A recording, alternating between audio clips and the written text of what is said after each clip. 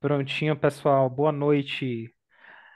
Aqui é o Davi Muniz, do Senha Segura, e mais uma vez queria desejar as boas-vindas a todos vocês que tiraram um tempo para poder participar da nossa live, de 6 anos de LGPD. A gente estava falando que parece que foi ontem, né? Mas já tem 6 anos que a Lei Geral de Proteção de Dados ela entrou em vigência. Bom, antes a gente, queria agora apresentar os nossos convidados, mas eu vou deixar que eles mesmos se apresentem. Eu vou começar com você, Ruth. Ah, legal. Obrigada aí, Davi, pelo convite. Agradecer a Senha Segura, né, por essa parceria. Bom, eu sou advogada de formação, tenho mais de 15 anos de experiência, sou especializada em proteção de dados pessoais. Minha formação tem também, eu sou especialista também em direito empresarial e atualmente eu trabalho como diretor de operações da Privacidade Garantida, empresa da qual eu também sou sócia. É uma empresa que a gente presta serviço de consultoria em proteção de dados pessoais, né? A nossa especialidade é LGPD. A gente também presta serviço de PO, né? O encarregado de dados terceirizado. A gente também faz auditoria e certificação LGPD, treinamentos personalizados, tudo que vocês possam imaginar relacionado à proteção de dados pessoais, LGPD. Nós temos uma equipe multidisciplinar, essa equipe da qual eu coordeno, uma equipe muito competente, qualificada. Também dou aulas em universidade, né, em pós-graduação relacionada à LGPD e tenho algumas certificações internacionais relacionadas também à proteção de dados pessoais. Então, basicamente, hoje em dia, meu trabalho é todo voltado para a proteção de dados pessoais. Fiz um resumão, né, tenho alguns livros publicados também, né, sobre a LGPD, alguns deles foram indicados aí como bibliografia básica do STJ. E eu acho que é isso. Resumidamente, é isso. Então, pronto. Então, hoje ninguém vai sair aqui com dúvida, né? Todas as Espero que dúvidas não, porque se tiver de dúvida, pode LGPD. mandar. É isso Então, aí. já queria convidar todo mundo que está aqui ao vivo para já deixar as perguntas, se tiver, para a Ruth e para o Henrique. Eu vou deixar agora para você, Henrique, se apresentar. Legal. Boa noite a todos. Eu sou o Henrique. Eu sou gerente de compliance aqui na Senha Segura. Eu cuido da parte de privacidade de dados, então LGPD, GDPR, CCPA. Também faço parte do processo de certificações aqui, então mantenho e atualizo nossas certificações, que a gente tem ISO 27001, SOC 2, SOC 3, a própria LGPD também, que a gente é certificado. Eu entrei nesse mundo de compliance, auditoria, é, lá em 2011, na PwC, atuava com auditoria de TI, consultoria de processos, controles. Tive passagem por uma consultoria de GRC também, com projetos de consultoria para SOX, privacidade, auditoria interna.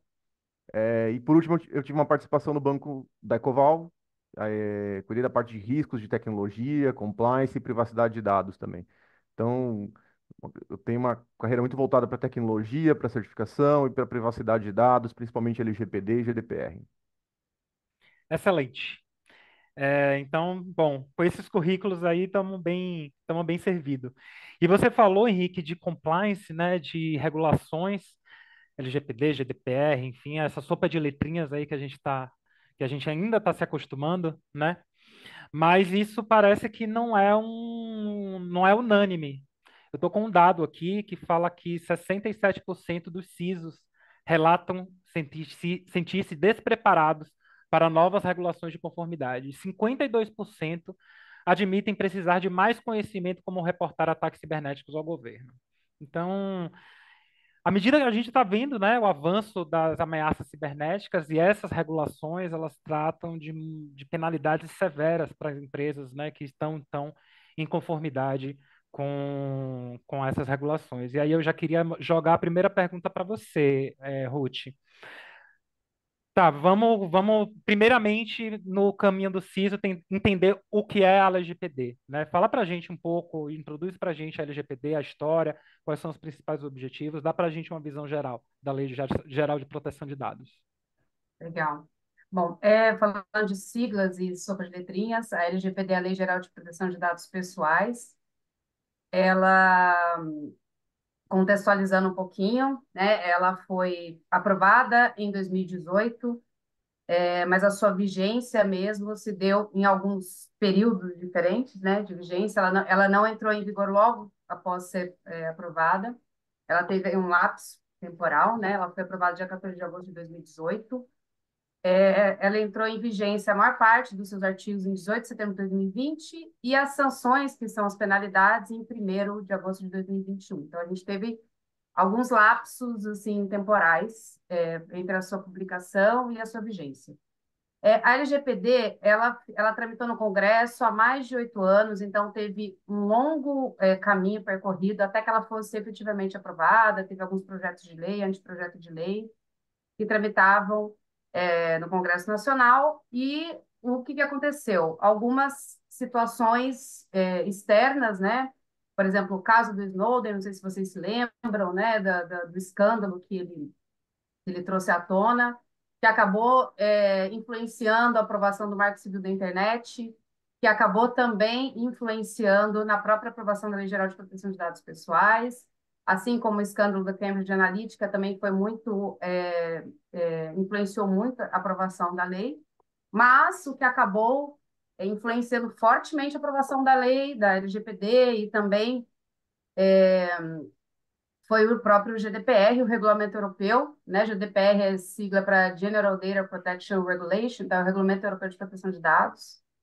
Ele é o regulamento que uniformizou o entendimento sobre proteção de dados pessoais na União Europeia, lembrando que a União Europeia tem uma cultura forte e consolidada de proteção de dados pessoais, que remete a 1970, e o Regulamento Europeu ele foi ali, a sua eficácia plena, que a gente fala, em 25 de maio de 2018, acabou influenciando fortemente a aprovação da LGPD, né? Por quê? Porque o fluxo de dados pessoais é um fluxo transnacional, né? Quando a gente fala em internet, globalização, é um fluxo transnacional de dados. Então, a aprovação de um Regulamento Europeu de Proteção de Dados Pessoais acaba influenciando até por uma questão econômica, por uma questão de relações internacionais, de negócio, e acabou influenciando a aprovação da LGPD, que se deu em 2018.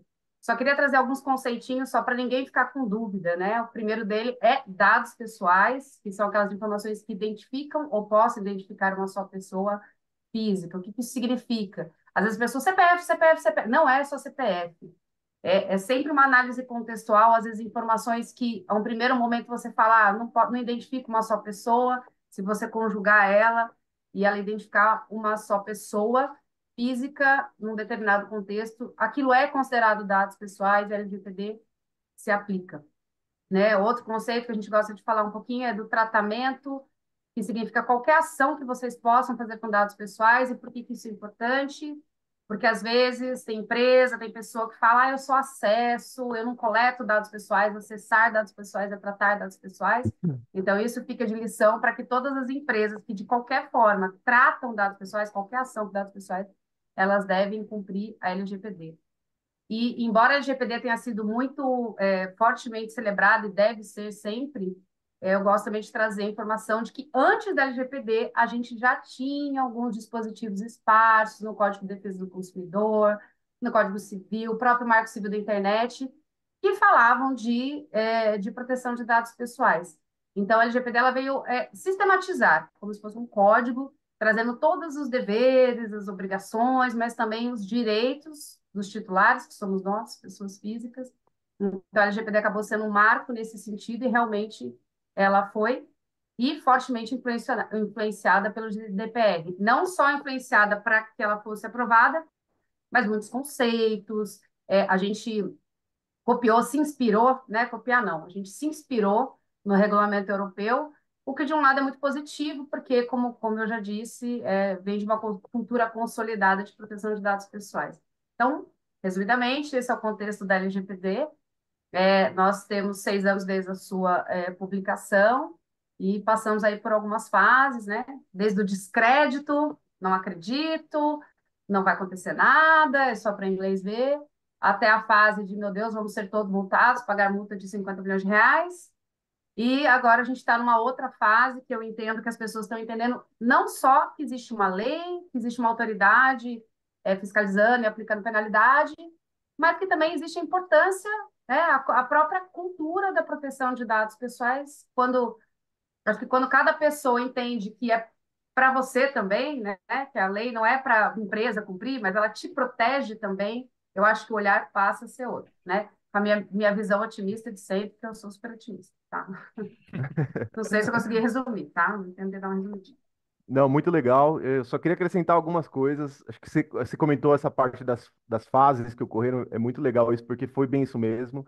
No começo as pessoas achavam que não ia pegar, que era algo muito, que era muita exigência para o mercado brasileiro, que a gente não ia conseguir cumprir. E da cultura também de proteção de dados, né? A GDPR na União Europeia, ela é fruto dessa cultura, né?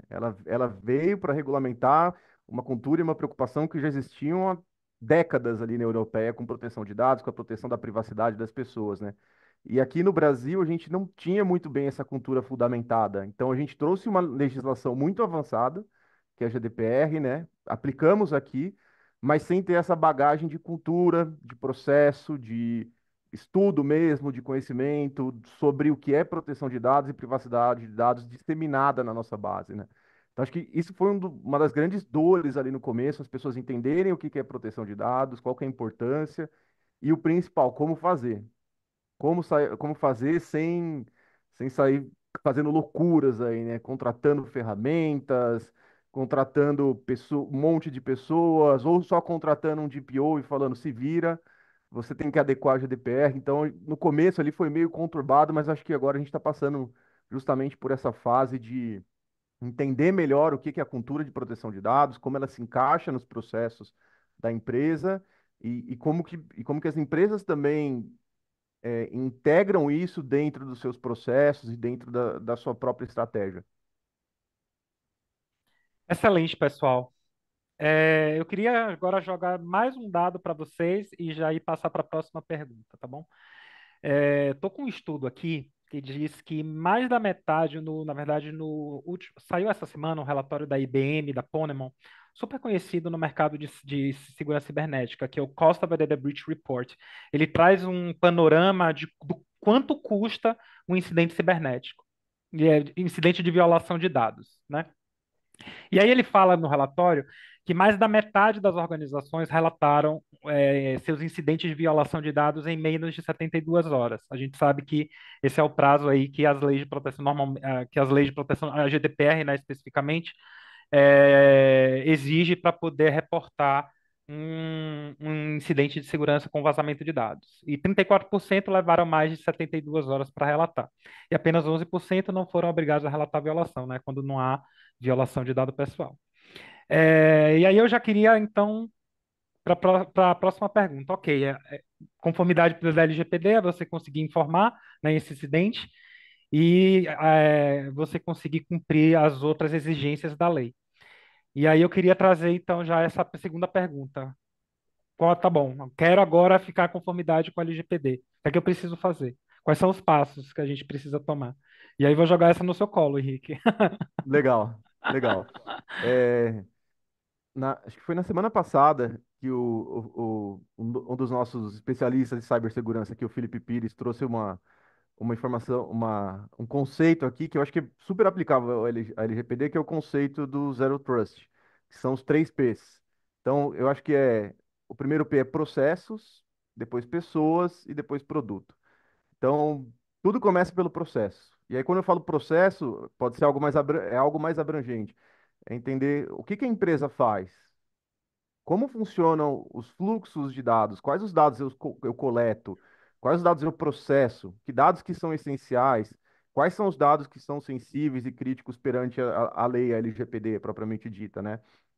E como esses dados transitam, são armazenados, excluídos, etc., dentro da empresa. Acho que o primeiro passo é fazer justamente esse entendimento do processo, entender onde eu estou, o que que eu tenho e onde estão meus pontos fracos, onde eu preciso colocar mais proteção, onde eu preciso treinar mais pessoas, e a gente entra nos dois outros P's, que é pessoas, a gente precisa treinar as pessoas, elas precisam saber o que que é LGPD, ter uma preocupação sobre LGPD. A gente via muito no começo, a gente falava de LGPD, as pessoas travavam assim. Putz, e aí muita coisa surgia, falava, eu não posso fazer isso por causa da LGPD. Não necessariamente. A gente tem que ter Por isso que é importante treinar e as pessoas conhecerem o que que é LGPD, quais são os requisitos e o que ela pede na prática. E por último, produtos. A gente viu também no começo empresas contratando produtos como bala de prata. Então, ferramentas que já foram preparadas para atender regulações fora, como a própria GDPR, como o CCPA nos Estados Unidos, e aí vendidas aqui no Brasil como se fosse bala de prata, queria resolver o problema da LGPD, mas a ferramenta sozinha ela não resolve o problema. Você tem que ter os processos e as pessoas bem definidos, estruturados para poder atender a LGPD. Quanto, só voltando na questão dos incidentes, isso é algo muito legal, que é o tempo médio de relato de incidentes. O que eu vejo na prática é que muitas empresas não estão prontas e não consideraram a existência de cenários de incidentes, e eu acho que é até repetitivo a gente falar que não é se vai acontecer, é quando vai acontecer. Então, é algo que as pessoas precisam parar e elaborar um plano de gestão de crises, precisam entender para qual regulador elas têm que se reportar. Então, hoje no mercado bancário, eu que venho do mercado financeiro, a gente tem vários reguladores que, na esteira da LGPD, pedem o reporte de incidentes, como o Banco Central, eu sempre esqueço, acho que é 4593 e mudou agora. A gente tem a CVM 35 da própria CVM, a gente tem da SUSEP. Então, existe uma trilha ali de reguladores que pedem esse tipo de reporte, a própria GDPR também prevê isso. Então, essa preparação também para, se der tudo errado, o que que eu faço, é essencial ter também na implementação não só, a gente está falando que é LGPD, mas acho que é do sistema de privacidade da empresa, tá?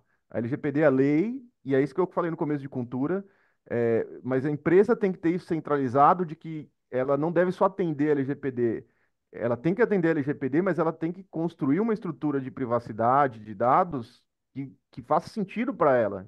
Às vezes tem alguma coisa que a LGPD não pede, mas para a empresa faz sentido construir, e ela pode fazer isso independente da LGPD. Bom, eu posso complementar? Por favor. Claro. Ouso dizer, sabe, Davi e Henrique, que ainda tem muita gente que espera ali uma solução mágica para. Ah, o que que você tem aí para adequar a minha empresa à LGPD? E a gente sabe que não é assim, né? Então, indo nesse sentido dos 3 Ps, é muito interessante você trazer isso, porque é exatamente desse jeito que eu vejo funcionar uma implementação de uma forma eficiente. A gente trabalha nesse sentido, por exemplo, com conscientização, quando você conscientiza a liderança, alta gestão, você traz os decisores para entenderem qual que é a importância da LGPD. E eles passam a ser os seus apoiadores em tudo que você vai fazer dali para frente. Isso é super importante. Quando você fala no próprio mapeamento do fluxo de dados, vejo como o maior desafio, né? A gente conversou sobre isso, é entender o que a empresa efetivamente faz e você entender qual é o risco da empresa, porque tem o risco dos dados pessoais, mas tem o risco do negócio. Quando você entende o negócio, você entende o risco do negócio, você consegue tomar decisões favorecendo o negócio e, claro, cumprindo a legislação. Um outro ponto que eu gostaria de trazer, a LGPD não é lei sozinha no ordenamento jurídico. Ela é uma lei, mas é uma lei federal, só que existem diversas outras leis que devem ser harmonizadas. Esse é um super desafio. Né? O Henrique trouxe setores regulados, então, além da LGPD, eles têm que cumprir ali a regulamentação que cabe ao seu setor. Outro ponto importante, a gente fala que a adequação LGPD, tem gente que, eu preciso de um advogado, precisa. Eu preciso de uma pessoa de TI, precisa. Eu preciso de alguém para um gestor de processo, você precisa, porque é uma lei transversal, ela passa por todos os setores da empresa, todos aqueles que tiverem dados pessoais precisam se adequar. E ela também, ela tem um pilar forte, que é o da segurança da informação. Você não protege dados se você não tem a segurança da informação. Então, assim, sempre olhar para esse aspecto 360 graus é super importante. É uma equipe multidisciplinar que tem que trabalhar junto, todo mundo junto. E só trazer um ponto do incidente de segurança, a legislação brasileira, ela fala em 3 dias, a nova resolução, a NPD já, a nova, né? Recente. A NPD trouxe a resolução sobre incidente de segurança, são Eles três ficaram dias. muito tempo, né, sem regular isso. É, Era tempo É, razoável. era tempo razoável na lei, aí tinha uma instrução na página da NPD que era é 2 dias, aí quando soltou a resolução, eles passou a ser 3 dias para comunicar. E lembrando que a comunicação ela só deve ser feita se envolver risco ou dano relevante aos titulares. E essa comunicação ela tem que ser feita para a NPD e para os titulares.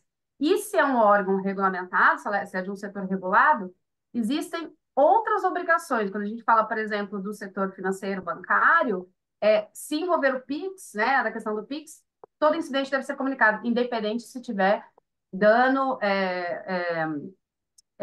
risco ou dano relevante ao titular. Então, entender essas nuances, se preparar para isso que o Henrique traz, né? O artigo 50 da lei fala do plano de resposta à remediação, incidente de segurança, ou seja, a empresa tem que estar preparada. Então, eu falo, dados pessoais é um pedacinho dos dados da empresa. Quando você estabelece e estrutura um plano de resposta a incidente e remediação, você tem que entender, envolve dados pessoais, deixa eu chamar aqui meu DPO, deixa eu chamar alguém capaz de avaliar se a gente deve ou não deve comunicar. E se não for comunicar, o que que a resolução fala? Eu preciso motivar porque eu não comuniquei e armazenar por 5 anos as evidências de que eu fiz essa análise. Lembrando que você comunica, existe a abertura de um processo, procedimento administrativo, e pode ser que venha ou não a parte de sanção, de penalização. Né? A gente tem alguma experiência nesse sentido de até comunicar incidente de segurança e ter excelentes resultados de não ter nenhum tipo de sanção. Então, assim, às vezes as pessoas, mas eu vou comunicar e vou levar uma multa. Não, não é assim que funciona. Comunicar é obrigação legal. Se tiver risco de dano relevante, tem que comunicar, tá? Então, deixa eu acrescentar um ponto. Adequação contratual. Isso é muito importante. Adequar contratos para que estejam, para que você resguarde a empresa de futuras responsabilizações. Então, é fazer o certo e se resguardar com relação a terceiros também, tá? É a famosa gestão de terceiros. Ô, Ruth, E vou você, jogar uma dúvida aí para você. Diga, Eu identifiquei o incidente, mas eu não sei se teve impacto ou não em dados pessoais. Notifico ou não notifico? você identificou o incidente, você não sabe se envolve dados pessoais? Exato. Então, aí que Ainda não tá. sei. Ainda não sei. Ainda não sabe. Então, ela fala, a NPD ela prevê a comunicação preliminar. Então, você Uhum. pode fazer uma comunicação preliminar, em até 30 dias você tem que complementar essa comunicação. Então, você pode fazer a comunicação e dizer, ainda não tenho certeza que envolve dados pessoais, fazer essa comunicação preliminar. Mas também tem um segundo caminho, aí isso eu já estou falando de prática mesmo. Qual que é a Uhum. segunda opção, o segundo caminho, alternativa? É você fazer essa avaliação até descobrir se envolve dados pessoais e documentar que essa investigação está sendo feita. Por quê? Uhum. Porque quando você identificar que envolveu dados pessoais, você é capaz de fazer essa análise se oferece risco ou dano relevante ao titular. Então, assim, são caminhos que você vai ter que escolher a depender do incidente, a depender do contexto. Mas uma dica: pode ser que envolva dados pessoais. E se envolver, vai ter risco ou dano relevante. Faz a comunicação preliminar, explica o que está acontecendo, e dentro de 30 dias faça a investigação para envolver se envolve ou não. Agora, pode ser que envolva dados pessoais, mas eu não tenho certeza, não tenho certeza nem de que tipo de dados será que. Aí, eu, particularmente, faria a investigação, documentaria tudo, e se eventualmente você descobrir que envolve dados pessoais, você justifica na sua comunicação que ela só foi comunicada naquele dia porque descobriu que envolvia dados pessoais naquele dia. Sempre lembrando, a gente tem um princípio fortíssimo da LGPD, princípio da responsabilização e prestação de contas, né, ou accountability, sempre juntar evidências de que há o cumprimento efetivo da lei. Então, é muito importante essa questão de evidenciar tudo que é feito, tá? Boa.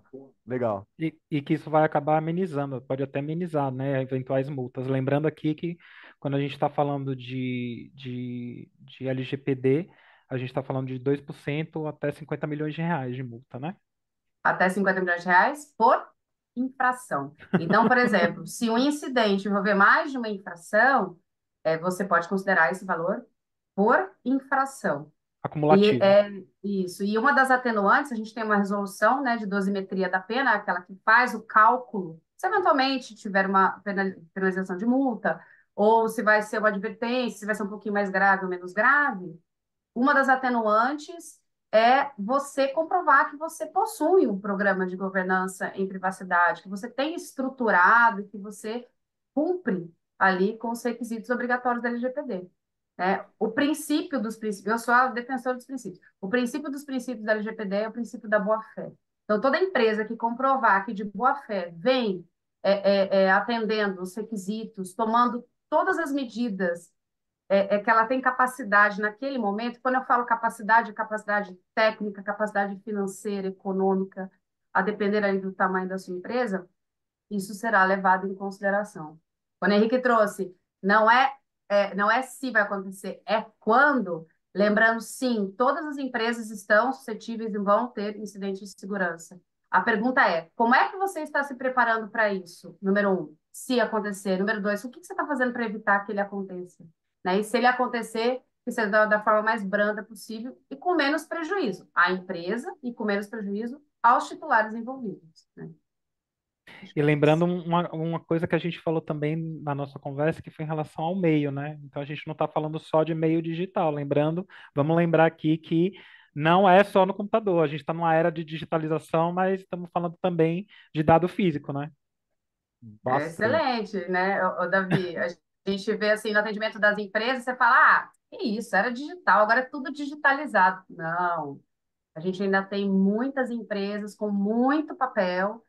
A LGPD também se aplica a meios físicos. E assim, não dá para só colocar toda a culpa nas empresas, digitaliza tudo. Não, existem muitas normas que estabelecem a obrigatoriedade dessa guarda. Embora pós-pandemia a gente teve um forte movimento para tirar dessas obrigações. Mas, assim, não dá para condenar uma empresa que até pouco tempo atrás tinha que guardar documento do FGTS por 30 anos. Então, assim, ainda tem muita empresa com muito papel, muito risco. Então, excelente consideração aí, lembrar do meio físico, né? Sim. Bom, a LGPD ela não vai, ela como lei, ela não vai lhe falar o que você precisa fazer, né? Ela lhe indica ali o resultado que você que ela quer que você alcance. Quando a gente fala de como fazer, aí a gente tem aí uma série de normas, frameworks, né, que podem ajudar a empresa a se adequar à lei de privacidade de dados. E aí eu queria jogar para vocês quais são esses frameworks que vocês indicam? O que é que vocês acham que tem mais aderência LGPD ou não tem? Conta pra gente. Agora eu já nem sei qual é a outra pergunta. Foi para o Henrique ou para a Ruth, mas fiquem à vontade aí. Quem quiser responder, pode ficar à vontade. Tá. Eu posso começar e passo para o Henrique a parte aí do que eu sei que ele vai melhor do que eu. Bom, quando a gente fala em framework, realmente a LGPD ela traz ali quais são as obrigações, o que você precisa cumprir, mas o como depende muito, eu acho que um pouquinho de experiência daquele que está atuando e da gente poder se basear em frameworks já existentes, né, inclusive internacionalmente. Quando a gente fala da gestão de um programa, implementação e gestão de um programa de governança em privacidade, eu particularmente gosto muito do que a IAPP, né, que é a Associação Internacional de Profissionais de Privacidade, reconhecida internacionalmente, muito sólida, ela traz um programa de gestão em conformidade excelente. Da minha parte, assim, pessoalmente falando, eu me utilizei muito desse programa como base. E hoje em dia, a própria Autoridade Nacional de Proteção de Dados traz guias, orientações. A gente está, por exemplo, sempre de olho em decisões, porque é a autoridade máxima fiscalizatória, né? Então, toda vez que ela traz uma decisão, um parecer, é muito importante que você olhe para o que ela traz, para que você se baseie ali, né? Por exemplo, do relatório de impacto da proteção de dados pessoais.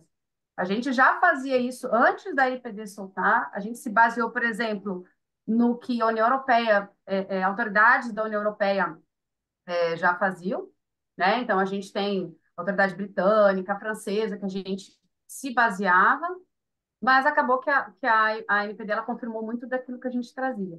E aí, olhando para a segurança da informação, a gente tem toda a família da ISO 27000, né, a 27701, no que diz respeito à proteção de dados pessoais. A própria NPD trouxe um guia e um checklist dos requisitos mínimos de segurança da informação e se baseou na ISO 27001, ou seja, é um framework existente que já tem alguns requisitos ali básicos, mínimos, para que a empresa adote.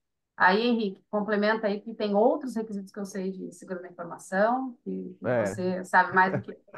não, legal. Eu gosto da ISO 27701, porque ela estrutura um sistema de gestão de privacidade, né? Então, quando a gente fala de LGPD, as pessoas normalmente buscam o caminho dos frameworks de segurança, né?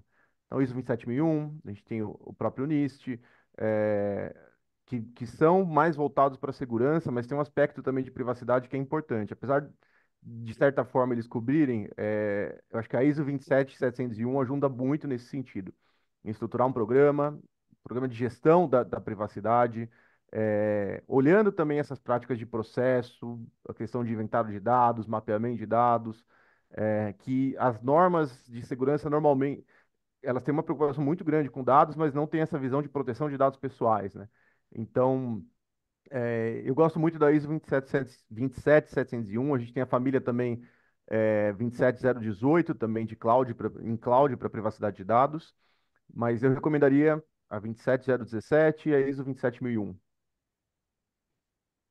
O próprio NIST, né, ele tem dois frameworks separados. Ele tem o framework de cibersegurança e ele tem um específico para falar de privacidade também, né? Exatamente, exatamente.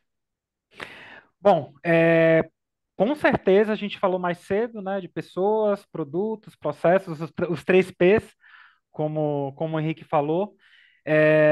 Fala um pouco para a gente, Henrique, bom, a gente sabe que processos são importantes, né?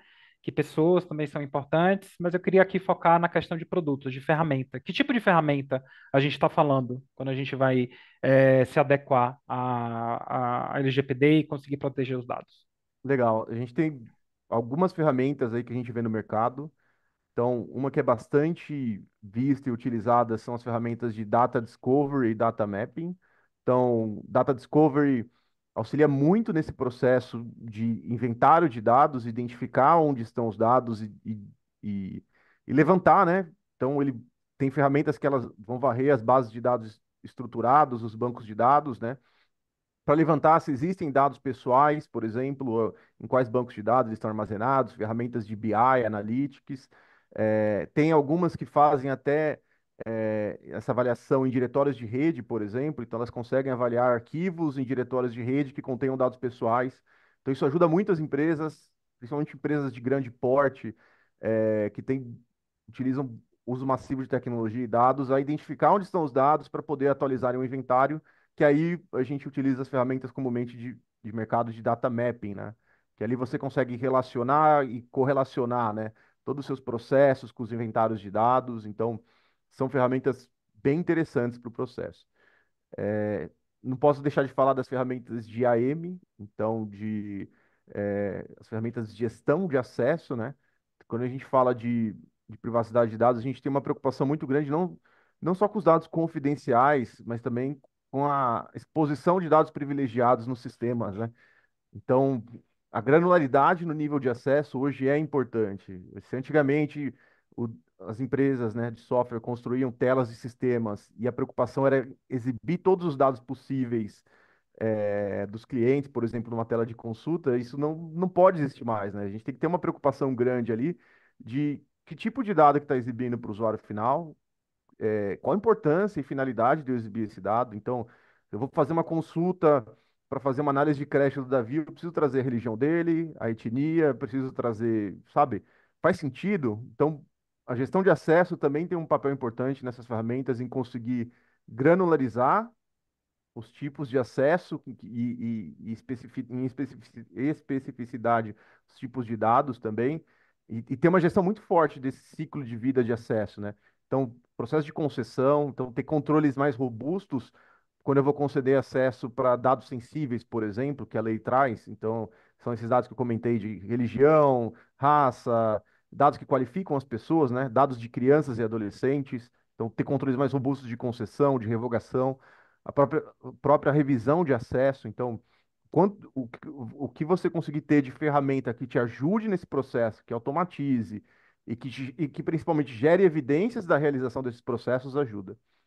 Também gosto de falar do DLP, que é o Data Loss Prevention. Que é uma ferramenta que ela trabalha na borda da rede, né? Ou às vezes até no próprio endpoint.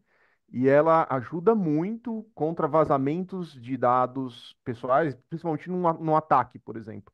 Ela basicamente você consegue parametrizar quais são os tipos de dados pessoais, então eu posso colocar CPF, nome, etc. E aí coloca um trigger que ela vai bloquear o envio desses acessos para fora, por e-mail, por browser, eh, por qualquer tipo, ele consegue fazer o bloqueio, ter a rastreabilidade desse bloqueio, você consegue colocar em quarentena para poder é, fazer uma avaliação posterior, sabe? Identificar os fluxos, né? Por exemplo, já vi muito caso de pessoa que manda uma base de dados gigantesca por e-mail pessoal para poder trabalhar em casa depois. Tipo, cara, uma vez que foi para fora da empresa, aquilo é uma violação LGPD. A gente tem uma pessoa com uma base de dados sensíveis dos clientes da empresa no e-mail pessoal dela, @gmail, que está muito mais vulnerável que nem da empresa. E eu não posso deixar de falar das ferramentas de gestão de acesso privilegiado, como Senha Segura. É, é, é relevante também a gestão desse tipo de acesso, principalmente quando a gente fala de bancos de dados e sistema operacional, tá? A gente, isso é uma coisa que pega muito em auditoria, porque esses usuários têm privilégios muito altos, eles conseguem acessar, geralmente eles têm acesso liberado a todos os esquemas, as tabelas do banco de dados, e numa dessas, se você não conseguir fazer uma gestão correta desses usuários, com rastreabilidade, com log, com aprovação, com tempo de utilização desses usuários, você pode ter um estrago muito grande num incidente que possa impactar a LGPD. Acho que eu falei aqui um pouco das ferramentas, tem mais ferramentas, aí se a gente for entrar no técnico, tem mais, mas acho que olhando para LGPD e proteção de dados, seriam essas ferramentas. Então, Data Discovery e Data Mapping, ferramentas de gestão de acesso, IAM, DLP, né, de prevenção a vazamento de dados pessoais, e também o próprio PAN, de gestão de acesso privilegiado. Vou complementar, gerenciamento de vulnerabilidades, né, de sistemas, acho que é bem interessante.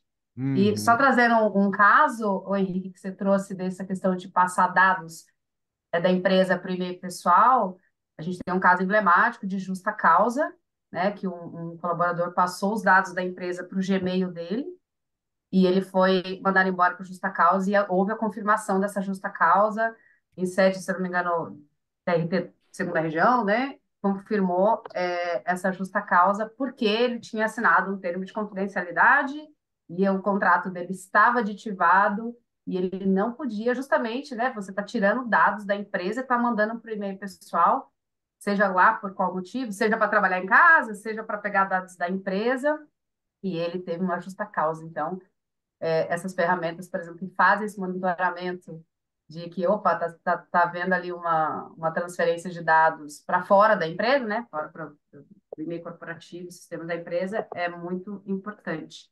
E a última complementação, que você fala dessa questão de gerenciamento de acesso, que eu acho importantíssima, né, que é o need to know, que é o princípio da necessidade que o LGPD traz, né? Então, você só deve ter acesso única e exclusivamente àquilo que você precisa para desempenhar a função que você desempenha.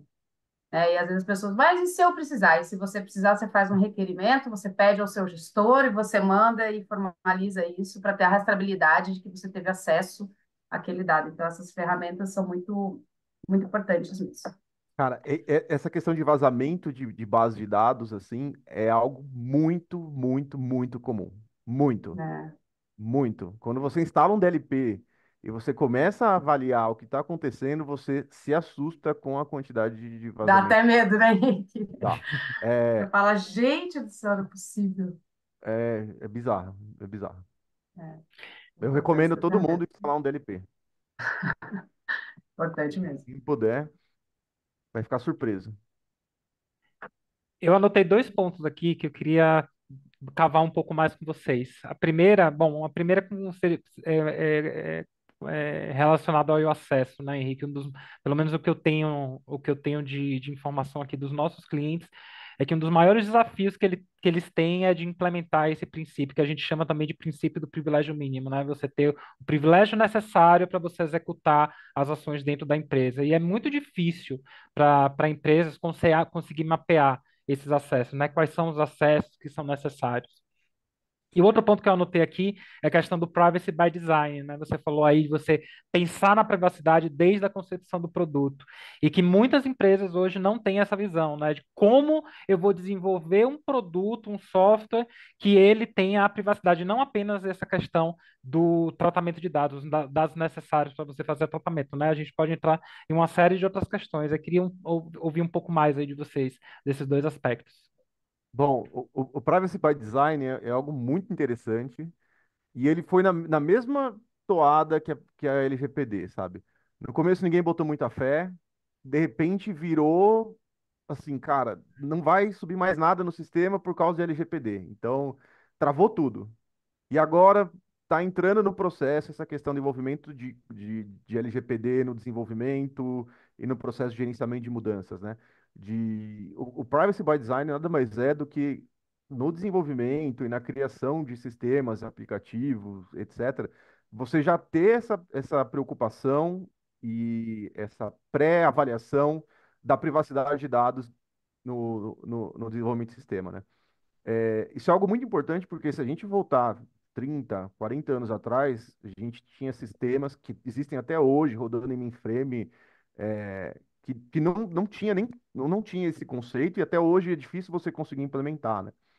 Então, hoje a gente vê muitas empresas trazendo isso na especificação de um produto, na especificação de uma tela, de um sistema, a questão de privacidade, endereçando questões de finalidade, de armazenamento, e um tema que é super crítico, que é a exclusão dos dados, né? Anonimização, pseudo-anonimização, exclusão dos dados. Então, a gente vê hoje muito mais forte nas empresas essa questão de envolvimento das práticas de privacidade desde o começo, desde o design, para depois não ficar chegar numa situação de que a gente tem algum produto, algum sistema que não está em compliance com a legislação e por causa da arquitetura não consiga mudar, que acontece. É. É muito interessante essa questão do privacy by design. Só para contextualizar, né, o privacy by design ele é um conceito trazido e criado por uma canadense, Anka Volken. Ela era comissária de proteção de dados pessoais de Ontário e ela trouxe esse conceito de privacy by design e um deles um dos princípios, dos 7 princípios do privacy by design é o soma zero. E eu acho muito interessante esse princípio, que ele diz o seguinte, não é porque você vai proporcionar privacidade desde o desenho desse produto ou serviço que você vai tirar a funcionalidade. Porque existe essa sensação de que, tá bom, tudo bem, eu ponho a privacidade, mas você vai perder. Você vai perder em desempenho, você vai perder no seu produto ou no seu serviço. E um dos princípios do Privacy by Design não, é soma zero, não vai tirar funcionalidade ou deixar o aplicativo mais lento ou o serviço mais lento, porque você está colocando essa estrutura para proporcionar a privacidade ali para o usuário. E o outro princípio que eu acho interessante que é o Privacy by Default, que é um dos princípios do Privacy by Design. Então, é a privacidade por padrão. Então, se eu logar em um aplicativo, se eu instalar esse aplicativo por padrão, ele não tem que estar ali, por exemplo, configurado que ele vai pegar minha geolocalização, né? Então, assim, a não ser que seja estritamente necessário para aquele aplicativo. Então, dois desses 7 princípios que eu acho interessante e que agora, concordo com você, Henrique, que estão começando a falar, nossa, é verdade, interessante, né? Porque antigamente fala o seguinte, solta do jeito que está para a gente ver o que a gente faz. É, Só que, trazendo o que você trouxe, exclusão dos dados, tudo bem, não preciso mais dessa parte desses dados. Segundo a LGPD, se você não tem mais uma finalidade legítima para manter esses dados pessoais, você deve ou anonimizá-los para poder mantê-los, né, artigo 16, ou você exclui do seu banco de dados e garanta que está excluído do backup, de tudo quanto é lugar que você tem. Aí você fala, beleza, mas se eu excluir ele, eu acabo com o meu sistema, porque na arquitetura, e né, no crash. desenho ali, eu não pensei em separá-lo para poder excluir. Então, talvez agora, né, pensando na conformidade das legislações de proteção das pessoas, as pessoas estão falando, opa, acho que é melhor a gente pensar de novo, Sim, porque é um super desafio. E arrisco dizer que é só o começo, que é só a ponta do iceberg, porque ainda a gente não está vendo ações, por exemplo, ação coletiva, que a LGPD prevê, ou ação, sei lá, do Ministério Público, dizendo, então tá bom, exclua todo esse banco de dados, você não precisa mais disso. Ou anonimize ele, que seja. E a empresa vai falar, então, eu não consigo, né? Então, assim, é só a pontinha do iceberg. Eu acho que é algo que realmente as pessoas vão ter que ter um olhar totalmente diferenciado para o privacy by design, com certeza. E a outra Bom, questão era, desculpa, Davi, qualquer vai outra, lá. do A hora é de Acesso. acesso. Eu já vou trazer, amarrar isso com a outra pergunta, então. A Beleza. gente falou que o maior desafio, eu estava falando que o maior desafio é implementar o princípio do privilégio mínimo, né? Você conseguir fazer com que as pessoas tenham exatamente o acesso necessário para realizar suas atividades. E aí eu já queria trazer um dado que quase metade dos vazamentos de dados, dos incidentes com vazamento de dados, envolvem credenciais privilegiados. Então, que envolvem roubo de credenciais, enfim. E aí a gente entra naquele papel das tecnologias de AM, que você falou mais cedo, né? Então, fala um pouco mais disso. Qual é o papel das tecnologias de gestão de identidade e acesso, inclusive o PAN, para que as empresas consigam implementar esses controles previstos na LGPD? É, não só na LGPD, mas É, também isso, segurança da informação como um todo, né? lógico. E é exatamente isso. Uma preocupação muito grande é como fazer a gestão desses acessos privilegiados, porque não, quando eu falo privilegiado de infraestrutura, mas de aplicação também, porque ali são os principais vetores, né, de ataque. Quando o cara consegue fazer um ataque, ele procura sempre uma credencial que tem algum privilégio, por exemplo, no Windows, para que ele consiga subir e acessar o ambiente, né, um ADM do Windows ou no banco de dados. Então, é um grande desafio você fazer isso, e fazer isso sem uma ferramenta é um desafio maior ainda. A gente tem processos que as empresas, antigamente mais, hoje estão sendo revisados, que elas criavam, mas não eram efetivos. Então, por exemplo, revisão de acesso. Revisão de acesso foi algo que eu sempre questionava as evidências do processo. Então, eu vou fazer a revisão do sistema XPTO, pego a lista de usuários e mando para o gestor para ele fazer a revisão. Aí o gestor voltava com e-mail, ok. Tipo, cara, não foi feita uma revisão, não foi avaliado no detalhe se aqueles acessos aos usuários estavam corretos, se faziam sentido, se eles realmente precisavam daquele tipo de acesso. Um processo também que sempre foi deixado, vamos dizer assim, de lado, é a questão da transferência de usuário. Então, o usuário fazia parte do departamento comercial e mudou para o departamento financeiro.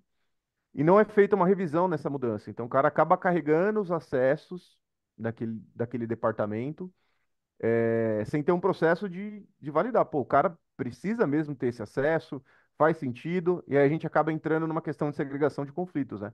O cara no comercial, ele conseguia é, aplicar uma nota, uma solicitação de reembolso de despesa, aí ele vai para o financeiro e tem o acesso para aprovar o reembolso de despesa. Ó que beleza. Ele quebrou a segregação de função.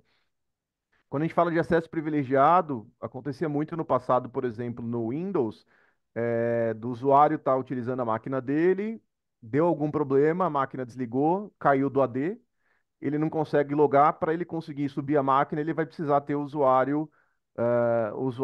root da máquina, o usuário administrador. Então, liberava-se a senha de acesso para o administrador para o usuário, e aí o que acontecia muitas vezes, sem ter uma ferramenta que nem um PAN para te ajudar, esquecia que o usuário estava com a senha, ficava a mesma senha e o cara com acesso de administrador ali. Muitas vezes não sabia, mas fica aberto ali um usuário na máquina com uma senha fraca, que o usuário tem um post-it lá na máquina dele.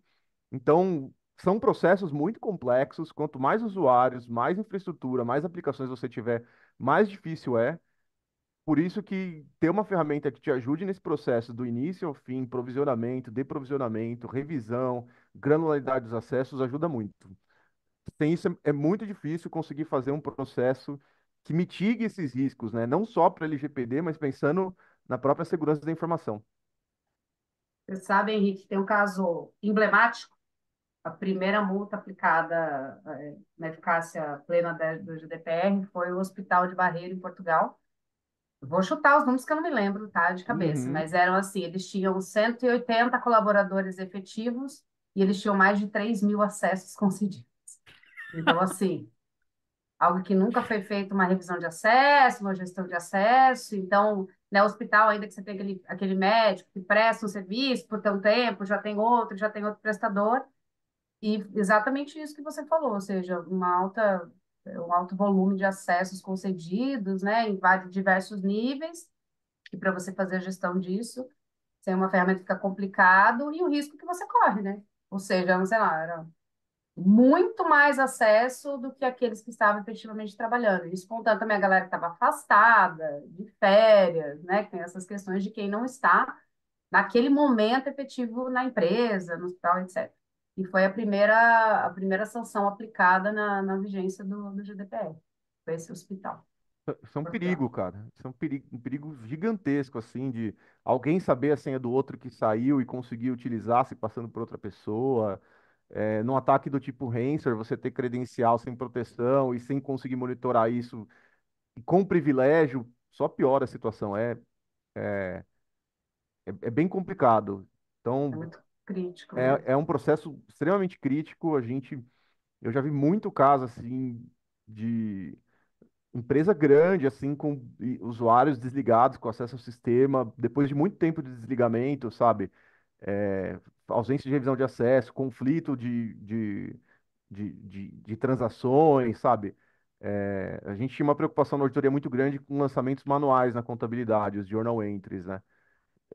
A gente já pegou casos, assim, drásticos, assim, do diretor deixar o acesso com a secretária para ela fazer para ele. Ele dava um papel para ela e ela fazia os lançamentos manuais direto na contabilidade, sabe? Então,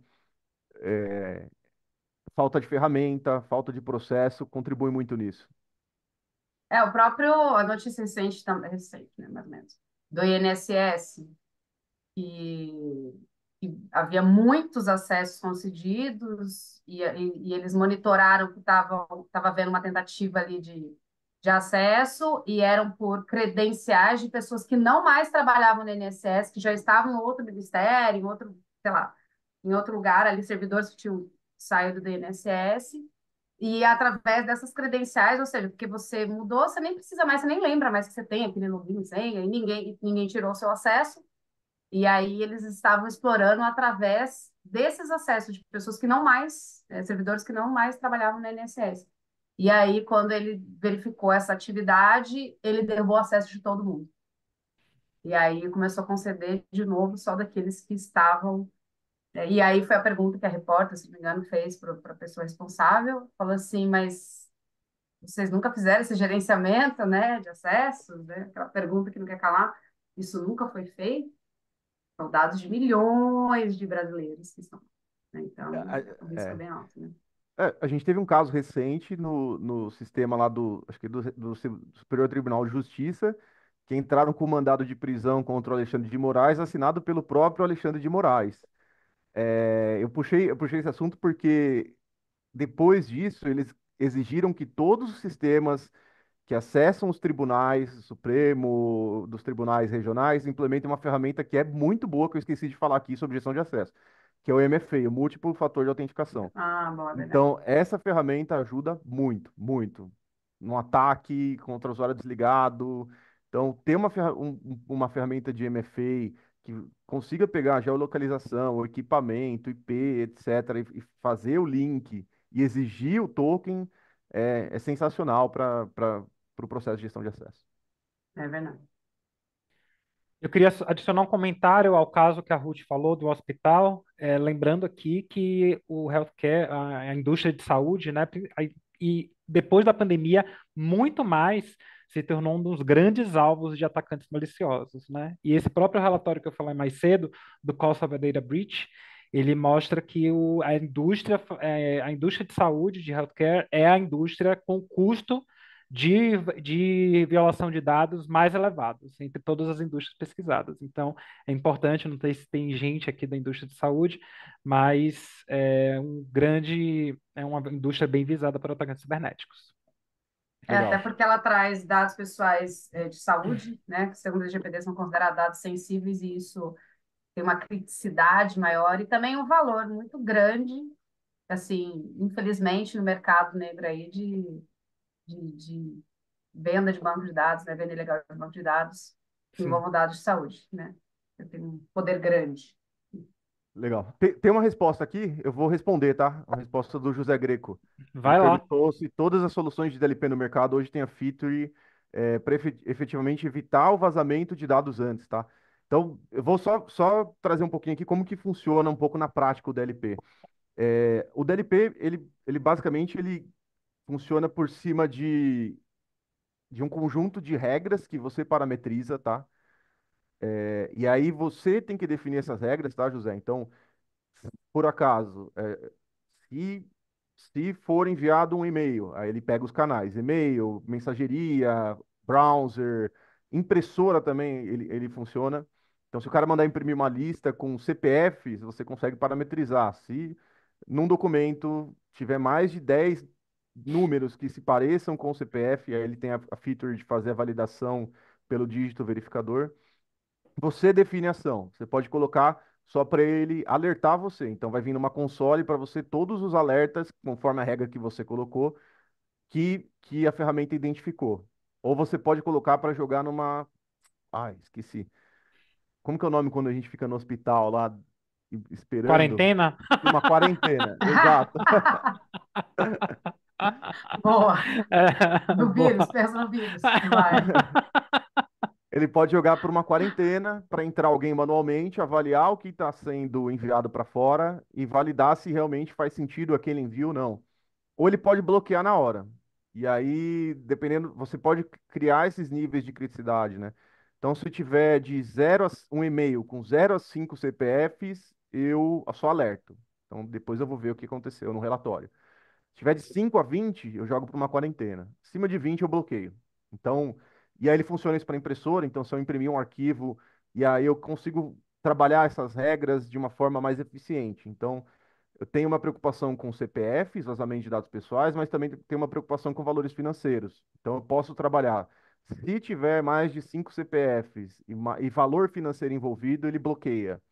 Posso trabalhar com aplicativos de internet. Então, o cara acessou o WhatsApp Web pelo navegador e tentou enviar uma lista com uma série de dados pessoais, CPF, nome, foto. Você configura lá os tipos de dado e aí ele pode fazer essas ações de bloquear, alertar ou só jogar para quarentena.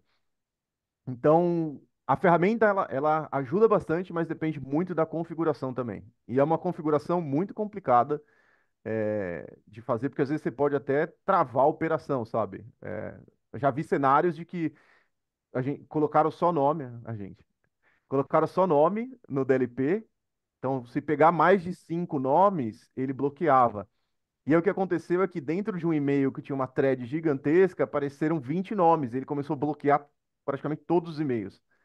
Então, mas é uma ferramenta excelente, assim. É muito boa.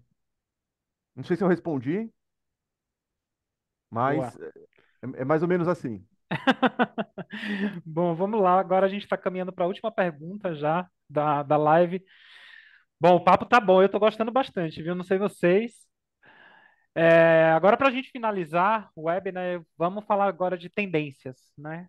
Como é que e de futuro? Como é que vocês veem o futuro de proteção de dados no Brasil e no mundo? O que é que vocês veem aí de tendência, de novos desafios? Vou começar com você aí, Ruth. Bom, eu vejo como tendência, a gente tem que. A inteligência artificial, ela é o assunto do momento, né? A gente já é amplamente utilizada por todos os setores, poder público, privado.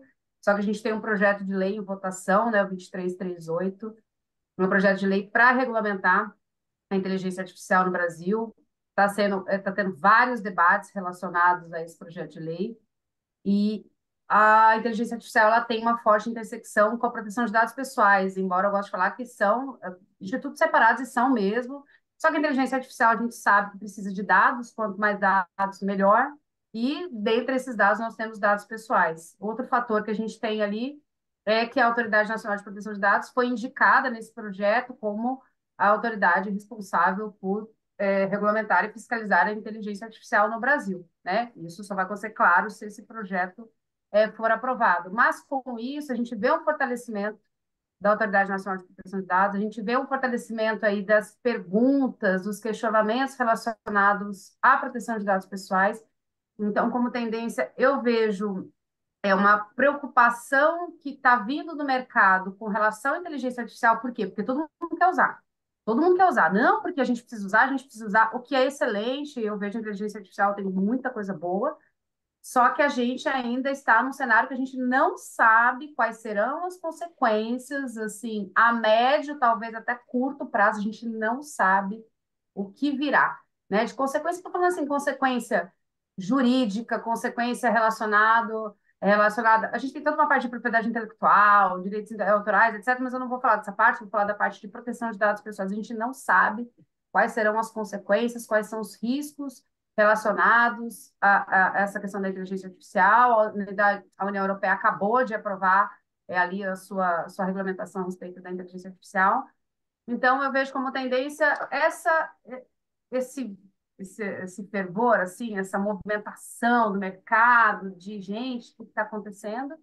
E lembrando que a Autoridade Nacional de Proteção de Dados Pessoais ela tem uma agenda regulatória que já prevê regulamentação, acabou de, agora é recente mesmo, que eu estou falando é recente, mas semana passada teve a publicação da resolução do encarregado de dados, e ela está com uma atuação assim, cada vez mais assim, ativa, efetiva, e isso impacta no setor como um todo. Então, quando ela aplicou a sua primeira sanção, dá uma movimentada no mercado. Ela teve uma recente decisão, inclusive, do próprio INSS, que eu disse da notícia, que ele recorreu, que ele não queria comunicar os titulares. E aí saiu a decisão recente que a NPD falou assim, não, você vai comunicar os titulares. Então, assim, ela está se posicionando e cada vez que ela se posiciona, que ela se coloca, que ela traz, assim, novas regulamentações, publicações e guias, e isso interfere no mercado como um todo. E quem está na agenda regulatória, por exemplo, transferência internacional de dados pessoais, estamos com consulta aberta sobre a resolução, o regulamento para tratamento de dados de crianças e adolescentes. Ou seja, tem muita coisa para acontecer ainda, né? Então, eu acho, assim, como tendência, assim, uma variação grande da parte fiscalizatória, regulatória, e isso interfere, porque cada vez que sai uma regulação, as empresas falam, peraí, e agora, o que eu preciso fazer?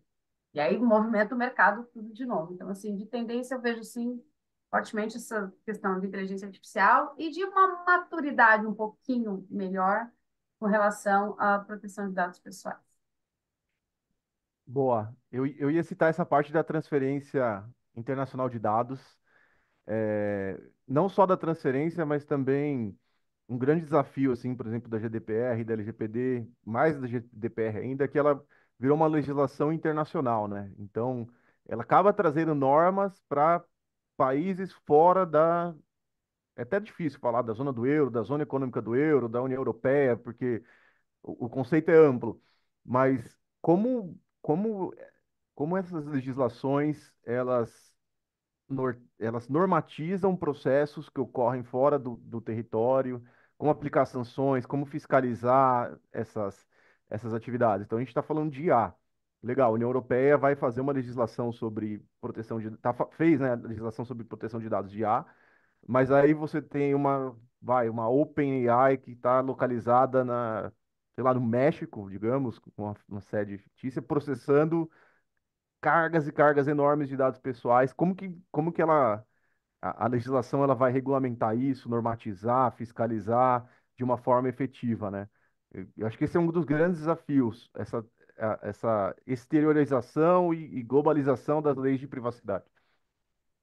A gente depende muito de acordos e cooperações internacionais, sabe?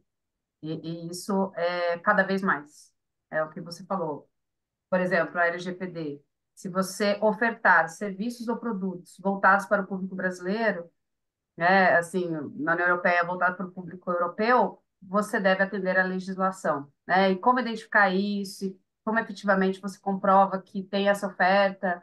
É, por exemplo, não precisa necessariamente ser um brasileiro aqui no Brasil, pode ser um estrangeiro que tenha sua coleta de dados no Brasil. Então, assim, tem várias situações, isso aí já é de aplicabilidade da legislação, mas que na prática a gente vê que tem uma dificuldade ali, com Uhum. relação a uma efetiva sanção, penalização, a própria fiscalização. Então, são dificuldades que o regulamento europeu enfrenta, que a legislação brasileira também enfrenta e vai enfrentar, E quando você fala de transferência internacional de dados, seria a questão até do armazenamento em nuvem, né? Então, se o seu Sim. servidor está na ilha, sei lá da onde, não sei aonde, é uma transferência internacional de dados. Então, vai ter que também se preocupar em atender a legislação e vamos ver o que a regulamentação vai trazer, mas tem várias questões envolvidas, né? Quem hoje não coloca, qual empresa hoje não utiliza armazenamento em nuvem, né? Poucas não se utilizam. Então, tem todas essas questões relacionadas à transferência internacional de dados. É realmente um desafio, tá? É realmente um desafio. E com a inteligência artificial, então, nem se fale, né? Isso Porque poderia ser um tema de outra live, né? eu É, acho Só que vai ser um falar do tema de. papel de IA com proteção de dados. Exatamente. E a gente tem que pensar assim, né? Os grandes produtores de inteligência artificial são nos Estados Unidos e na China, né? Nós somos grandes consumidores de inteligência artificial. Isso traz também outros desafios, até culturais, até de vieses, de conceitos. Então, segurança. são segurança, exatamente. Então, assim, são desafios realmente que a gente tem que ter um olhar atento, né? Para o que virá, né? Vamos Enfim. viver para saber. Vamos viver para saber. Bom, gostei, Davi, adorei. Bom, Ruth e Henrique, nosso tempo aqui já passou. Eu queria agradecer a vocês pela presença, pela excelente sessão. Eu adorei conversar aqui com vocês hoje. E já fica aí a provocação para a gente falar de IA e proteção de dados. Gostei, Davi. Vou deixar para vocês aí darem aí as últimas palavras de vocês para poder a gente encerrar a live. Vou começar Tá. com você, Ruth. Bom, quero agradecer novamente o convite, a gentileza, Davi, Henrique, e o compartilhamento aí de conhecimento. Também aprendi muito aí com, com, com as falas do Henrique, né? E é muito legal com a sua também, Davi. Muito obrigada e fico aí à disposição para a próxima live. Vamos falar aí de IA, proteção de dados, novos desafios, perspectivas. E que lá Obrigada, vão ser gente. mais novos, e que são lá vão ser novos, e no dia seguinte, no ano seguinte já vão ser outros, né? Enfim. O negócio é rápido. E agradeço a todo mundo aí que participou da live também. Obrigada, viu? Boa. Legal. Primeiro agradecer a Ruth por ter aceitado o convite. É, nossa parceira, amiga aqui, que enriqueceu muito aqui o debate. Então, muito obrigado, Ruth. Obrigado, Davi, pela moderação. Acho que a gente falou bastante coisa aqui, mas ainda tem muita coisa para falar. Então, fica o convite aí, Ruth. Vamos bolar um outro aí para a gente estender o Vambora. processo. E obrigado a todo mundo que Vambora. assistiu a live. Beleza, obrigado, pessoal. Até a próxima. Até. Tchau, Até Tchau, tchau. logo. Boa tchau. Até semana. mais. Boa semana.